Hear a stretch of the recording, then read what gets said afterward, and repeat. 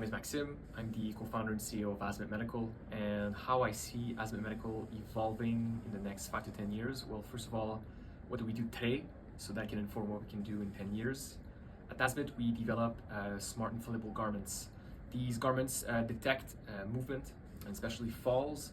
And when a fall occurs, we deploy an airbag which is all around the user's waist, hips, and it's specifically used in the older adult population, long-term care, and acute care for hip fracture prevention. So it's a clinical tool used by hospitals and long-term care to really protect older adults and enable mobility and independence.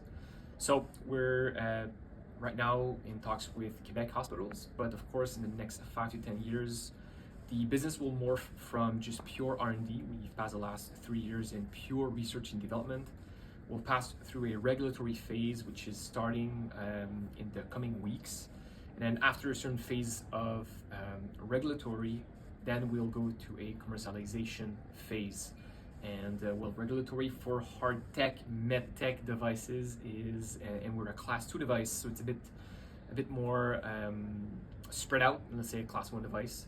So by the end of 5 to 10 years, we'll be surely, hopefully, certainly on the market.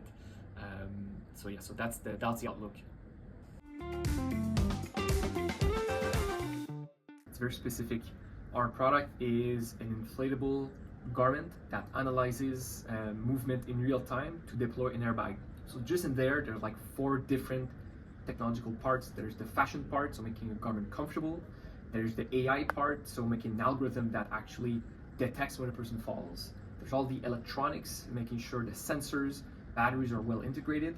Then there's the pneumatic side, which our bladder needs to absorb, needs to inflate quickly, and it needs to protect. And then afterwards, there's the mechatronics kind of part, where the actual inflation of the garment. So bringing all these pieces together was a real challenge. We didn't have any expertise in all 5 of these kind of spheres. We only had some expertise in some spheres. So it took a lot of trial and error to find the right people and the right, I would say, partners. So R&D firms, engineering firms that were the right fit for us and had our vision, and then bring all of this together. So coalesce all of these different either employees, stakeholders, or engineering firms together to make a cohesive product. That was a big challenge. The critical factors to commercialize, internationally for us as a hard tech, med tech, medical device, it starts from the regulatory side. I've said this before, I'll say it again. It's absolutely key. So we need to validate, first of all, clinical safety and efficacy, and then clinical efficacy in that order.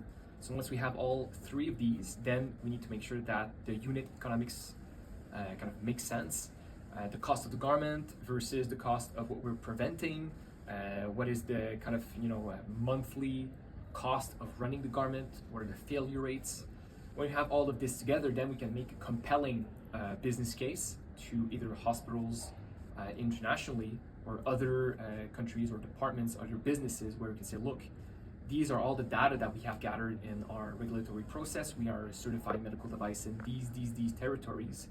And since we're medically based, we need to have this regulatory burden in every single territory we commercialize to. So Canada and US, 2 different regulatory bodies. Europe as well is a completely different regulatory body. So it all passes through regulatory approval, which is sometimes boring and other times very validating.